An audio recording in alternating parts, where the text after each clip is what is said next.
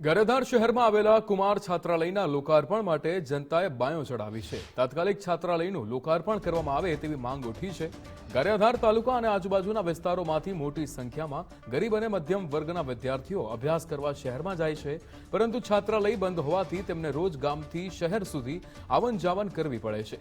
ઘણા વિદ્યાર્થીઓ માટે આર્થિક રીતે બસ અથવા ખાનગી વાહન દ્વારા દરરોજ જવા આવવાનો ખર્ચ ઉઠાવવો મુશ્કેલ બની જાય છે।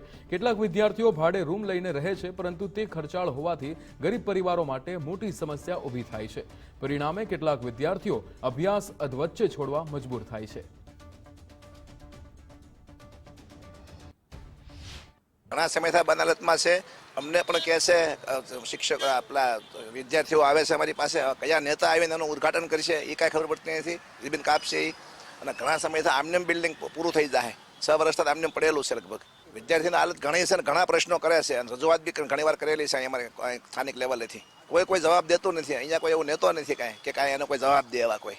પ્રશાસન અને સરકારનું આ તકે એ તરફ ધ્યાન જ નથી જતું। આલિશાન બિલ્ડિંગ ખડું કરી દીધું છે અનુસૂચિત જાતિના વિદ્યાર્થીઓ માટે, અને એનું અમલીકરણ આજ દિન સુધી કરવામાં આવ્યું નથી। તો કોની રાહ છે અને કોના વાકે છે, તો એ પ્રશ્ન ચોક્કસ આજે ગારિયાધારના રહીશોને પણ થઈ રહ્યો છે। લોકો અનેક સમસ્યાઓથી પીડાય છે, અને એમાંય આ બિલ્ડિંગ જ્યારે તૈયાર હોય અને વિદ્યાર્થીઓ માટે રહેવા માટે એકદમ ફિટ હોય, તો શા માટે અને કોના પાપે આ બિલ્ડિંગમાં વિદ્યાર્થીઓને પ્રવેશ આપવામાં આવ્યો નથી, અથવા તો એનું અમલીકરણ કરી અને શરૂ કરવામાં આવ્યું નથી, એ પ્રશ્ન આજે જનતાને સતાવી રહ્યો છે। કુમાર છાત્રાલય 6 વર્ષથી બંધ છે। અમે તંત્રને એમ કહેવા માંગીએ છીએ કે એ વહેલા તકે શરૂ કરે। આજુબાજુના ગામડાના વિદ્યાર્થીઓ હેરાન થાય છે, તો અમારી એ એક જ વાત છે કે એ જલ્દીથી જલ્દી શરૂ કરવામાં આવે। ભાવનગર જિલ્લાના ગારિયાધાર શહેરમાં વિદ્યાર્થીઓ માટે ચોક્કસથી એક કહી શકાય કે આશા સેવાઈ હતી કે છાત્રાલય બનશે અને છાત્રાલયમાં વિદ્યાર્થીઓ ભણશે, પણ શું આવી રીતના ભણશે વિદ્યાર્થીઓ? સીધા જ દ્રશ્યો બતાડવાના પ્રયત્નો કરી રહ્યા છીએ। જોઈ શકાય છે કે ગારિયાધાર શહેરમાં કરોડોના ખર્ચે સરકારી કુમાર છાત્રાલય જે છે તે બનાવવામાં તો આવ્યું, પરંતુ હાલ આ જે છાત્રાલય છે તે માત્ર ને માત્ર શોભાના ગાંઠિયા સમાન અહીંયા જોવા મળી રહ્યું છે। દયનીય સ્થિતિ થઈ ચૂકી છે, પરંતુ નિંબર તંત્ર અથવા તો નેતાઓની રિબિન કાપવાની રાહે આ જે કુમાર છાત્રાલય છે તે રાહ જોઈ રહ્યું હોય તેવું ચોક્કસ લાગી રહ્યું છે।